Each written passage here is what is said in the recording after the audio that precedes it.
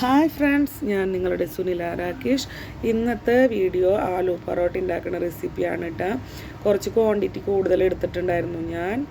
Aloo 1 kilo, മല്ലിയില, 10 മുളക് അരിഞ്ഞത്, ഉപ്പ്, പൊടി കുഴച്ചത്, അതുപോലെ ജീരകപ്പൊടി, മല്ലിപ്പൊടി, മഞ്ഞൾപ്പൊടി, എല്ലാം പൊടികളും കുറച്ച് മുക്കാലല്ല കാൽ സ്പൂൺ വെച്ചിട്ടു കേട്ടോ. മഞ്ഞൾപ്പൊടി കാല്, ഗരം മസാല അല്ല ജീരകപ്പൊടി, ഉപ്പ് പാകത്തിന്, മല്ലിപ്പൊടി, അതുപോലെ പച്ചമുളക് ഫുള്ളിട്ടു. ഞാൻ ഒരു 10-12 മുളക് ഉണ്ടായിരുന്നു. അത് മല്ലിയുടെ ഇല അതുപോലെ തന്നെ ഒരു പിടുത്തം അത്ര അരിഞ്ഞിട്ടുണ്ടായിരുന്നു. കാരണം മല്ലിയുടെ ഇലയാണ് ഇതിൻ്റെ ടേസ്റ്റ് മേക്കർ.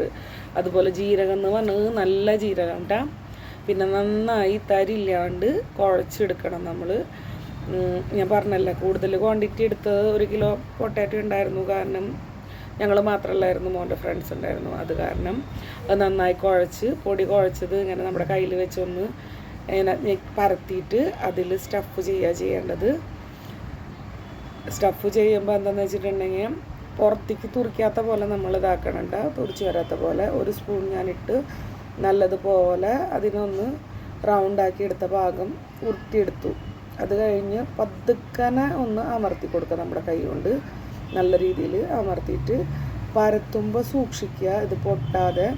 കാരണം അതിൻ്റെ എന്താ പറയുക, ഈ ആലുവിൻ്റെ ഇത് പുറത്തേക്ക് വരാണ്ട് നല്ലപോലെ പരത്തി സ്ലോലി പരത്തി ഇതെടുക്കുക. ആദ്യമൊന്നും മന്തിയൊന്നും അത്ര ശരിയായോടൊന്നുമില്ല. ഇപ്പോഴും ഞാൻ ആദ്യം എന്താ പറയുക, നമ്മൾ അട ഉണ്ടാക്കണ പോലെയൊക്കെ ആക്കിയിട്ട് ഉണ്ടാക്കിയെടുത്തിരുന്നത്. അങ്ങനെ ആദ്യത്തെ വട്ടമൊക്കെ ഉണ്ടാക്കുമ്പോൾ അങ്ങനെയൊക്കെ ഉണ്ടാക്കിയാൽ മതി. ഇത് നന്നായി മറിച്ചിട്ട് തവയിലിട്ടിട്ട് എണ്ണ വരട്ടി ഒന്നിങ്ങനെ ഫ്ലഫി ആവുമ്പോൾ അതെടുത്ത് തൈര്, അതുപോലെ അച്ചാർ. തൈര് എന്ന് പറഞ്ഞിട്ടുണ്ടെങ്കിൽ ഉപ്പിട്ടിട്ട് തൈരായാലും എടുക്കുക. ഇവിടെ പിള്ളേർക്ക് നമ്മുടെ ലസ്സിയാണ് ഇഷ്ടം. രാകേഷേട്ടന് പച്ചമുളക് നിർബന്ധമാണ്. അപ്പോൾ ഈ വീഡിയോ ഇഷ്ടപ്പെട്ട ലൈക്ക് ചെയ്യുക, കമൻറ്റ് ചെയ്യുക, ഷെയർ ചെയ്യുക. അപ്പോൾ എല്ലാവർക്കും ഒരിക്കൽ കൂടി താങ്ക് യു.